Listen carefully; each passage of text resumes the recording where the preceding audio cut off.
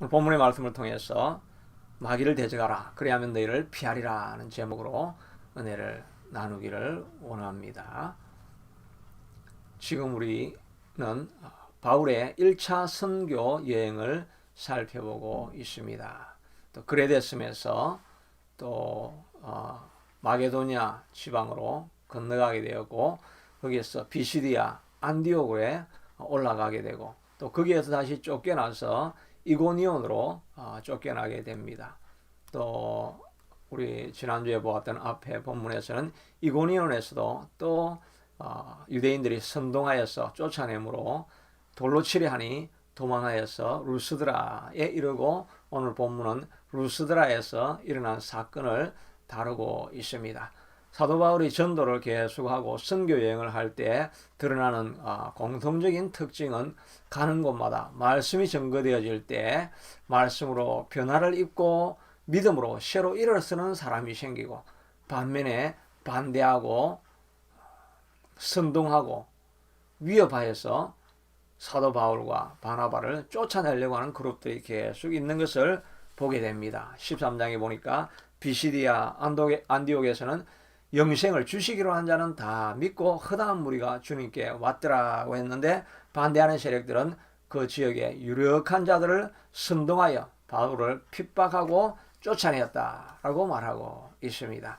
오늘 14장 1절에도 나오는 것은 이제 이고니온으로 갔을 때에도 많은 사람들이 주님께 믿고 돌아온 무리가 허다한 반면에, 또 한편에서는 이방인들의 마음을 선동하여 형제들에게 악감을 품게 하고 나중에는 돌로 치려하는 반대하는 세력들이 일어나는 것을 보게 되는 것입니다. 우리는 영적인 싸움 속에 있습니다. 우리는 어두운 데서 불러내어 기이한 빛으로 들어가게 한 존재들인 것입니다. 우리가 어둠에 있다가 기이한 빛으로 믿음의 길로 나오려고 하니까 못 나가게 끊임없이 우리를 잡아당기는 악한 영의 세력들, 어둠의 영의 세력들이 늘 있어서 이런 갈등이 끊임없이 일어나게 되는 것입니다. 에베소서 6장 말씀에 있는 것처럼 우리의 실험은 혈과 육에 속한 것이 아니요 통치자들과 권세자들과 이 어둠의 세상 주관자들과 하늘에 있는 악한 영들에 대한 것이라. 악한 영이 끊임없이 우리를 대적하고 세상 주권자들, 그 주권자를 인도하고 있는 악한 영이 우리를 끊임없이 대적하고 있는 이런 영적인 대치 상태에 우리가 늘 머물러 있게 되는 것입니다. 그러니 우리가 이 선한 싸움을 계속해서 싸워나가야 할 것입니다. 사도 바울이 말한 것처럼 내가 선한 싸움을 싸우고 믿음을 지키고 나의 달려갈 길을 마쳤으니, 내 믿음을 빼앗아가려고 하는 악한 영 세력들이 계속해서 있는 것입니다. 세상에 험난, 풍파, 환난, 핍박, 이런 모든 것들이 우리의 믿음의 마음을 앗아가려고, 믿음으로 걸어가려고 할 때 이것을 빼앗아가려고 하는 세상의 많은 대적들이 끊임없이 일어나서 믿음을 지키지 못하게 하려고 하는 세력들이 있는 것입니다. 그래서 우리는 믿음을 지켜야 되는 것입니다. 그리고 선한 싸움을 싸웠다고 했습니다. 끊임없이 영적인 싸움이 있습니다. 우리가 싸우기 위해서는 정말 우리 자신을 얼마나 잘 준비해야 됩니까? 우리가 권투를 보아도 한 상대를 싸우기 위해서 몇 개월을 계속해서 쉬지 않고 땀을 흘리고 운동하고 육체를 고단하게 하고 힘들게 하고 그렇게 해서 근육을 강화시키는 운동을 끊임없이 하지 않습니까? 또 세계 정세에도 세계 각국의 싸움을 막기 위해서 끊임없이 군비를 증강하고 또 무기를 만들어내고 언제나 마음에 경계심을 가지고 끊임없는 훈련을 하고 있는 것이 싸움인 것입니다.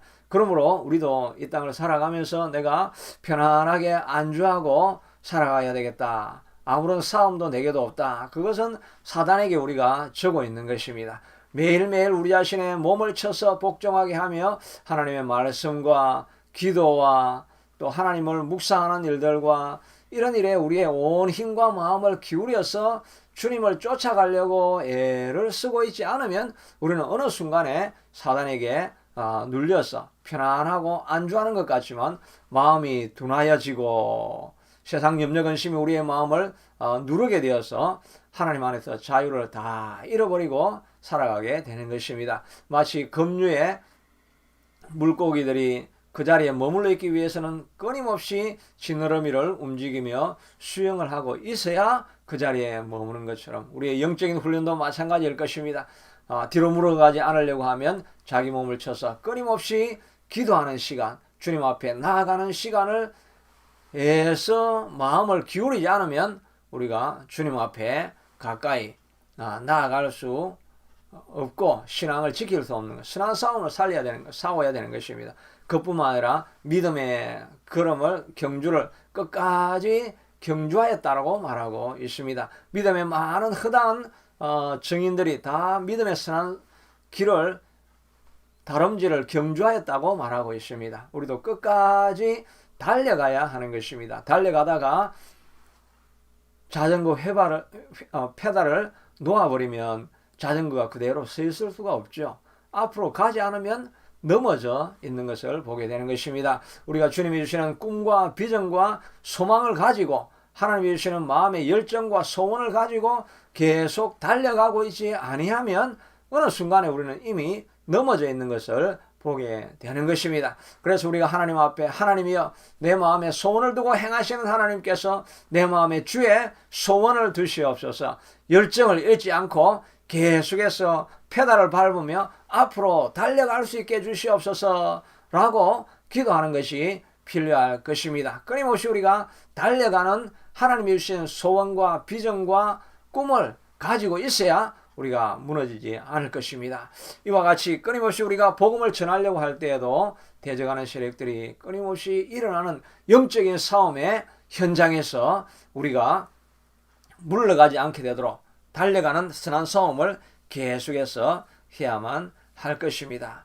또 끊임없이 이 두 세력이 우리 속에 있다고 했는데 이 두 세력에서 우리가 믿음으로 이기기 위해서는 잘 알려진 비유가 있죠. 우리의 마음속에 두 늑대가 있는데 선한 늑대, 악한 늑대가 있는데 누가 이기게 됩니까? 우리가 어떤 먹이를 어느 쪽에 먹이를 많이 두느냐에 따라서 우리가 이기게 되는 것이죠. 세상 정욕과 세상 욕심과 눈에 보기에 좋은 것, 이생의 자랑 이런 것들이 우리의 마음속을 가득하게 지배하게 되면 세상의 늑대가 계속해서 자라나게 되어서 우리가 세상적인 사람, 세속적인 사람, 세상을 꿈꾸는 사람으로 바뀌어질 것입니다. 그러나 우리 속에 하나님의 말씀, 하나님의 비전, 하나님의 꿈, 하나님의 소원, 하나님이 기뻐하시는 것을 우리의 마음속에 계속해서 담아두게 되면 선한 늑대, 하나님을 향한 그 늑대가 계속해서 장악하고 우리를 지배하여서 우리가 하나님의 사람,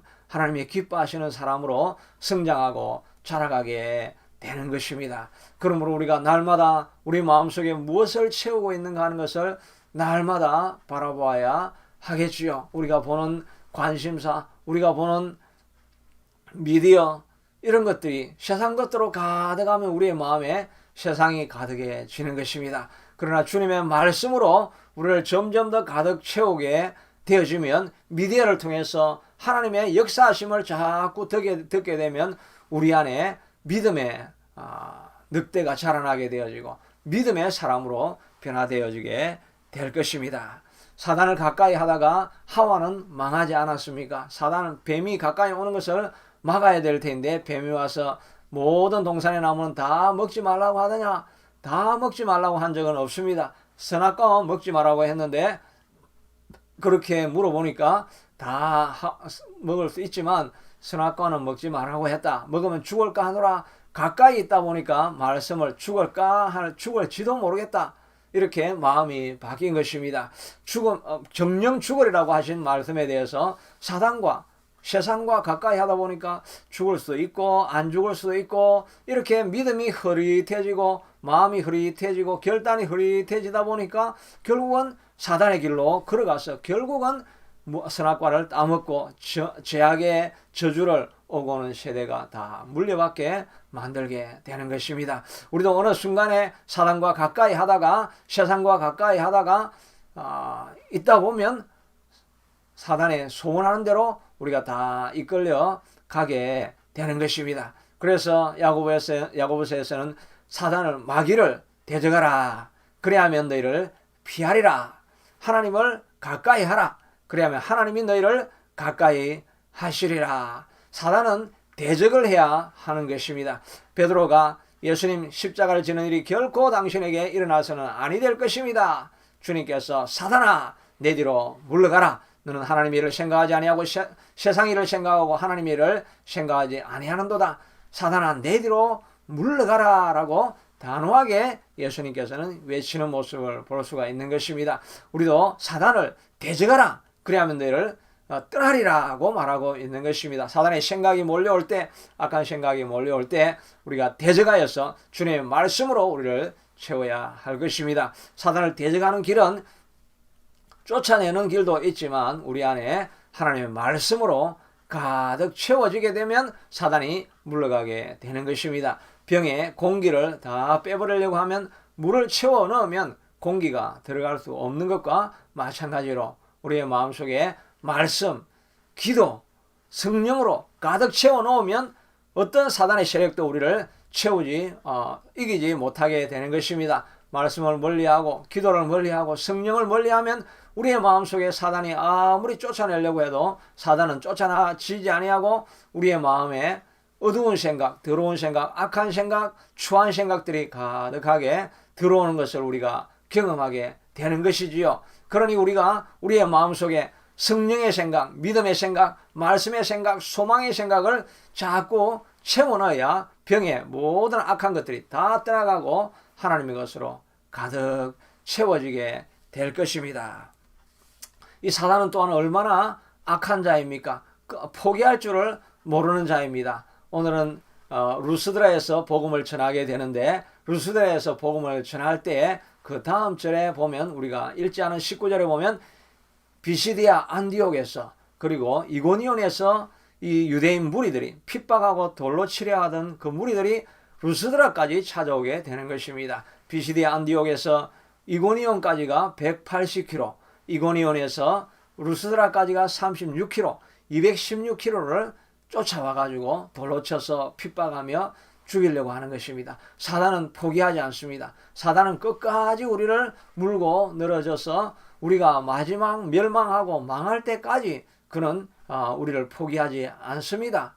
그러므로 우리도 결코 포기하지 아니하고 날마다 대적하는 삶을 살아야 하는 것입니다. 한 시간도 우리가 방심하고 마음을 놓아버리면 어느 순간에 이 사단이 우리를 장악해버리고 결국은 잘 달려가던 길을 넘어지게 만들고 떨어지게 만들고 다시는 일어서지 못하게 하는 것입니다. 이렇게까지 이들이 달려와가지고 마지막에는 돌로 쳐서 죽입니다. 죽은 줄 알고 바울을 성 밖으로 던져버렸다고 말하고 있습니다. 우리가 완전히 죽고 멸망하고 다시는 일어서지 못하게 될 때까지 사단은 우리를 공격하게 되는 것입니다. 유다에게 그의 사단이 들어가기 시작하니까 결국은 사단은 유다를 목을 매달 죽게 하고 땅에 떨어져 창자가 터져나오는 비참한 모습으로까지 떨어질 때까지 사단은 우리를 놓지 않는 것입니다. 그러므로 우리도 담대하게 끝까지 힘을 다하여서 우리가 사단을 대적해야 할 것입니다. 그래서 예수님께서 말씀하시길 너희가 항상 기도하고 낙심치 말아야 될 것을 비유로 하여 가라사대 우리가 낙심치 않아야 하는 것입니다. 끊임없이 우리가 낙심치 아니하고 주님 앞에 기도하는 비유를 과부를 통해서 우리에게 들려주시고 있는 것입니다. 마귀를 무너뜨리고 마귀를 점령하고 공격에 나가려고 하는 것은 우리도 끈기를 가지고 나아가야 되는 것이지요. 여리고성을 점령하려고 할 때 사단의 견고한 진이지 않습니까? 이 사단의 견고한 진을 한 번만 돈다고 무너지는 것이 아니지요. 돌고 나서 다시 돌고 다시 돌고 마지막 날은 이제 하다가 안 되니까 하루에 7번을 돌아서 멈추지 아니하고 끝까지 공격하니까 견고한 진이 마지막에는 무너지게 되는 것입니다. 사단의 견고한 신입니다. 여리고성과 같은 난공불락의 벽과 같은 그런 것입니다. 그럼에도 불구하고 멈추지 않고 계속해서 달려나갈 때 여리고성도 무너집니다. 우리의 마음속에 있는 문둥병이 있지요. 악한 것들, 과거의 상처들, 선뿌리들 있지요. 끊임없이 우리 속에 문둥병이 있습니다. 문둥병은 우리가 찾고 찾아가서 엘리사에게 푸대접을 당하고 그리고 나서 요단강에 들어가서 7번을 물에 들어갔다가 나오고 한 번이 안 되고 7번까지 들어갔다 나올 때에 이 문둥병이 마침내 사라지게 되는 것입니다. 그러므로 우리도 이 선한 싸움을 멈추지 않고 계속해서 달려가는 것이 필요한 것입니다. 이 대적은 우리가 끊임없이 싸워야 할 존재인 것을 알 수가 있는 것입니다. 이 싸움에서 우리가 물러가지 않게 되도록 믿음과 소망을 우리 속에 가득하게 채우고 앞으로 달려나갈 수 있게 되기를 바랍니다. 오늘 본문에서는 이제 루스드라에서 일어난 기적을 다루고 있습니다. 8절에 보니까 루스드라에 발을 쓰지 못하는 한 사람이 있는데 나면서 걷지 못하게 되어 걸어본 적이 없는 자라고 말하고 있습니다. 성경에 보면 나면서부터 환자로 디세이블 되어서 태어난 많은 사람들의 이야기를 기록하고 있습니다. 바디메오도 태어날 때부터 눈을 뜨지 못하는 맹인으로 태어난 사람인 것입니다. 또 성전 미문에 앉아 있었던 안전뱅이도 태어날 때부터 안전뱅이로 태어났다라고 말하고 있습니다. 오늘 이 본문에 있는 사람도 안전뱅이로 태어났을 뿐만 아니라 태어나서 한 번도 걸어본 적이 없다는 것을 강조하고 있습니다. 이 강조하는 것이 다 태어나면서부터가 강조하고 있는 것이 무엇입니까? 한 번도 그런 역사가 그의 인생에 일어난 적이 없는 절대 절망, 다시는 회복할 수 있는 소망이 없는 그런 상황이라는 것을 말해주고 있는 것이지요. 그런데 이런 소망이 없는 사람에게도 주님께서 역사하시고 하나님의 말씀이 선포되어지면 이 죽어가는 전혀 소망이 없는 100% 다시는 일어설 수 없는 상황 속에서도 주님은 일으키신다는 것을 보여주시기 위해서 환우들마다 한 번도 걸어본 적이 없고 태어날 때부터 그러하였고 0.01%도 가능성이 없는 그런 상황이라는 것입니다. 그런 상황 속에서도 주님은 일으키시고 우리를 완전히 회복시킬 수 있는 능력이 그의 말씀과 능력 안에 있다는 것을 우리에게 보여주시기 위해서 이런 사건을 만들어 주시는 것이 아니겠습니까? 나사로도 죽었습니다. 죽었을 뿐만 아니라 3일이나 지난 바가 되었습니다. 예수님께서 바로 가지 아니하시고 며칠 더 머무시다가 죽은 지 4일째 되어서 그 동굴에 나사로가 묻혀있는 동굴로 주님이 가시게 되지 않습니까? 왜 그렇게 늦게 가셨습니까? 죽었다가 금방 가서 살릴 수 있을 텐데 이틀 동안 더 머무르시다가 하루길을 지나서 3일째 도착하신 이유는 아무런 소망과 기대가 있을 수가 없다는 것입니다. 죽은 지 금방 죽었다가는 또 일어나면 뭐 그런 것도 가능할 수도 그것도 힘들지만 그럴 수도 있다고 할 수 있지만 죽어서 3일이 지나서 이제 썩은 냄새가 진동하나이다. 이런 상황이라는 것은 어떤 퍼센트도 단 1%도 소망이 없는 그런 절망적인 상황, 모든 것이 끝난 것 같은 상황이라는 것입니다. 그럼에도 불구하고 주님께서 나사로야 나오라고 할 때 죽은 나사로가 일어나지 않았습니까? 어떤 절망적인 상황에서도 주님이 함께 하시고 주님의 권능이 임하시면 이렇게 세울 수가 있다는 것입니다. 그러니까 소망을 품지 않을 어떤 존재도 없다는 것입니다. 에스겔의 마른 뼈 골짜기도 마찬가지입니다. 그냥 뼈일 뿐만 아니라 뼈가 말랐다고 했습니다. 도저히 소망이 없는 죽은 지 살이 다 부패하고 뼈밖에 남지 않았고 뼈도 말라있는 어떤 소망도 가질 수 없는 그런 상황이라 할지라도 주님이 함께 하시면 일어나서 지극히 큰 군대로 일으킬 수 있다는 것을 우리에게 말씀해 주시고 있는 것입니다. 우리도 마찬가지 우리의 상황이 어렵고 길이 보이지 않습니다. 깜깜하여서 터널을 지나가고 있는 것이 아니라 동굴 속에 머물러 있는 상황입니다. 가도 끝이 없고 길이 나오지 않는 곳이 동굴입니다. 그 동굴 안에 들어가 있는 그런 상황일 것 같은 때라도 주님께 나아가면 주님은 동굴을 뚫어서 터널을 만드시고 길이 없는 곳에 길을 만들어 주시는 분이 우리 하나님이라는 것을 가르쳐 주시고 있는 것입니다. 내가 광야의 길을 사막의 강들을 내어서 내 백성 내 택하신 자들을 마시게 할 것이라. 광야에 아무런 길이 없는 곳에도 주님은 길을 만드시고 강을 만드셔서 우리로 먹고 마시고 풍족한 것으로 지나가게 만들어 주시는 분이신 것을 우리가 고백할 수 있는 것입니다. 어떤 소망이 없는 자에게도 우리가 걸어가시에 믿음으로 이 눈에 보기에는 어떠하든지 이미 얻은 증거대로 늘 믿으며 의심 없이 살아갈 때에 그 약속하신 그대로 이루어지리라. 이 약속의 말씀을 우리가 믿음으로 끝까지 붙들어야만 하는 것입니다. 믿음이 흐트러지지 않게 되도록 우리가 믿음을 붙들고 나아가면 어떤 절망적인 순간도 주님은 우리를 일으켜 세워 주시게 될 것입니다. 바울이 9절에 보니까 이 말하는 것을 바울이 말하는 것을 듣거늘 바울이 주목하여 구원받을 믿음이 그에게 있는 것을 보고 이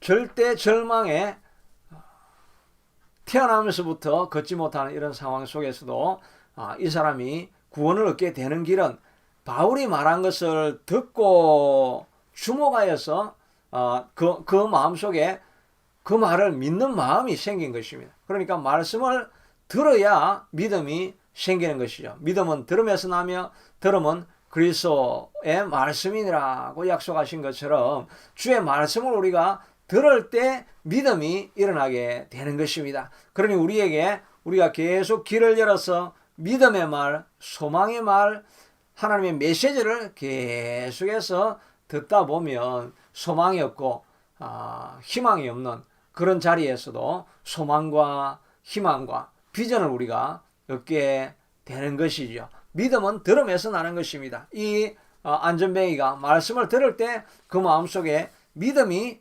일어나게 되는 것입니다. 말씀은 마치 씨앗과 같은 것이지요. 한 소년이 수박을 훔쳐먹고 씨를 다 모아가지고 뒷마당에 버렸더니 그 다음 봄에 그 뒷마당에서 수박꽃이 피고 수박 가지가 만들어지게 되는 것입니다. 그가 버렸던 것 같지만 그러나 말씀에 씨앗이 뿌려지니까 그 씨앗이 반드시 살아있기 때문에 열매를 맺게 되는 것입니다. 우리도 말씀을 들으면 말씀은 마치 씨앗과 같아서 우리 속에서 역사하여서 생명이 우리 속에서 자라나게 만들어 주게 된다는 것입니다. 그러니 우리도 절망하는 환경을 바라볼 것이 아니라 살아계신 하나님의 권능의 말씀을 늘 바라보고 그것을 먹고 말씀의 씨앗을 우리의 마음속에 심어 두어야 하는 것입니다. 우리뿐만 아니라 또한 우리가 다른 사람에게도 절망적인 상황에 있는 그런 사람에게도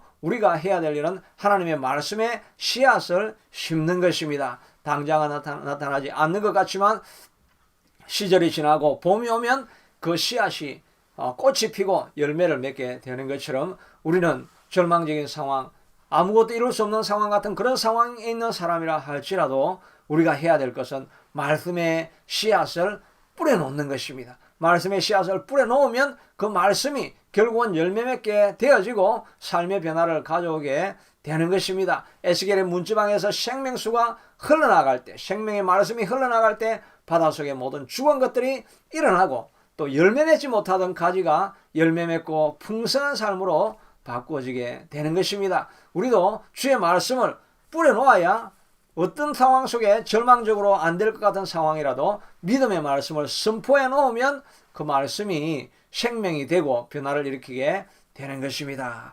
이 말씀은 반드시 선포되어져야 하는 것입니다. 바울이 그를 큰 소리로 이르되 내 발로 바로 일어서라고 바울은 그 환자를 향해서 큰 소리로 말씀을 외쳤다고 말하고 있는 것입니다. 우리도 주의 주시는 약속의 말씀을 마음속에만 가지고 있지 말고 입으로 선포하고 자신에게도 선포하고 계속해서 선포할 때 그 말씀에 능력이 있게 되는 것입니다. 그냥 베드로가 너가 믿음이 임하였으니까 너는 일어설 수 있다 이렇게 말할 수 있는데 그렇게 하지 않습니다. 계속 큰 소리로 이르되 내 발로 일어서라. 그냥 말씀이 역사하니까 하나님의 말씀이 너를 일으키신다 일어나라 이렇게 할 수 있는데 기적이 일어나는 곳에 보면 베드로도 마찬가지였죠. 은과 금은 내게 없거니와 내게 있는 것 곧 나사렛 예수 이름으로 명하노니 일어나 걸어라 하고 그 손을 잡아 일으키니 라고 말하고 있습니다. 큰 소리로 외치고 그 다음에 손으로 잡아 일으키고 하는 이런 외적인 동작이 있는 것을 보게 되는 것입니다. 큰 소리로 일어나라고 이렇게 작은 소리도 할 수 있을 텐데 큰 소리로 외쳤습니다. 우리도 하나님의 말씀을 선포해서 그 선포되어진 말씀이 내 귀에 들리도록 계속해서 선포하는 것이 필요한 것입니다. 이것은 다른 말로 하면 찬양이라고도 할 수 있겠죠. 하나님이 주시는 우리에게 약속을 찬송으로 계속해서 부르고 듣고 외치고 이렇게 할 때 우리 앞에 있는 여리고도 무너지지 않습니까? 여리고도 마지막에 침묵하다가 마지막에는 외치라 외칠 때에 무너졌다라고 말하고 있는 것입니다. 마른 뼈에 대해서도 너가 생기에게 명하라고 하니까 생기에게 명할 때 외칠 때 생기가 들어왔고 또 뼈들에게 외칠 때 뼈들이 마주치고 살과 근육이 붙고 살아나게 된 것입니다. 우리도 주님 앞에 주의 약속의 말씀을 끊임없이 자기 자신에게 외쳐야 하는 것입니다. 또한 찬양해야 하는 것입니다. 바울과 실라가 빌립보 감옥에 있을 때 그 찬양을 외치고 있을 때 그 성벽이 지진이 일어나서 감옥 문이 열려지게 된 것입니다. 우리의 삶 속에 끊임없이 찬양이 늘 넘치도록 찬양이 우리를 둘러살 수 있게 되도록 또 우리가 끊임없이 외칠 수 있게 되도록 계속해서 외칠 때 우리가 믿음이 일어나게 되는 것입니다. 그래서 우리가 예배 시작하기 전에 녹화는 하지 않았지만 우리가 많은 시간을 찬양하고 예배 시작하기 전에 찬양을 하게 되는 것입니다. 또 그것도 큰 소리로 마음과 힘을 다해서 찬양할 때 하나님의 역사가 우리 가운데 일어나게 되는 것입니다. 마지막으로 이렇게 보면 주님이 그들에게 그 기적이 일어나고 나니까 사람들이 그를 제우스라 신으로 섬기려고 할 때 바울은 고백하기를 제우스가 신이 아니라 참 천지를 창조하신 하나님을 내가 선포한다. 그런데 그가 너희에게 음식을 주시고 수확기를 주셔서 너희 마음에 기쁨을 주시는 그런 하나님이라고 그들에게 하나님을 소개하고 있습니다. 하나님은 우리에게 음식을 주시고 수확할 수 있게 하시고 마음에 충만한 기쁨을 주시는 이가 우리 하나님이시라고 말씀해 주시고 있는 것입니다. 그러므로 기쁨이 떨어진 사람, 음식이 떨어진 사람, 먹을 것이 없는 사람은 하나님 앞에 외쳐야 하는 것입니다. 하나님 앞에 나아가면 하나님께서 우리에게 모든 필요를 공급하실 뿐만 아니라 우리의 마음속에도 기쁨으로 채워주시게 되는 것입니다. 그러므로 기뻐라. 내가 다시 말하노니 기뻐라. 너희 관용을 모든 사람들이 알게 하라. 주께서 가까우시느니라. 아무것도 염려하지 말고 오직 모든 일에 기도와 간구로 너희 구할 것을 감사함으로 하나님께 아뢰라. 그래야면 모든 지각이 뛰어나신 하나님의 평강이 그리스도 예수 안에서 너희 마음과 생각을 지키시리라고 약속해 주시고 있습니다. 하나님께서 우리에게 기쁨을 주시기 때문에 우리에게 기뻐하라 반복적으로 우리에게 말씀해 주시고 있는 것이지요. 기뻐할 만한 것이 없을 때에도 하나님 내게 기쁨을 주십니다. 하나님 감사합니다. 이 시간 내 마음에 충만한 기쁨을 주시니 감사합니다 라고 외치면 하나님께서 우리의 마음속에 모든 환난, 염려, 근심, 걱정, 두려움, 초조 가운데서도 우리의 마음속에 말할 수 없는 하늘의 기쁨과 평안이 우리를 지배하게 만들어 주시는 것입니다. 주님이 기쁨을 주시는 분이시라고 하셨으니까 모든 환난이 변화되지 않는 상황 속에서도 우리가 기뻐하리라 결단할 때 하늘의 평강과 기쁨이 우리를 지배하게 되는 역사가 일어나게 하는 것입니다. 그것이 우리 하나님이신 것입니다. 이 루스드라에 일어난 이 환우에게 일어난 모든 역사가 여러분의 삶에 일어날 수 있게 되도록 위해서 기도하고 한 주간도 승리하며 다시 만나기를 축복합니다.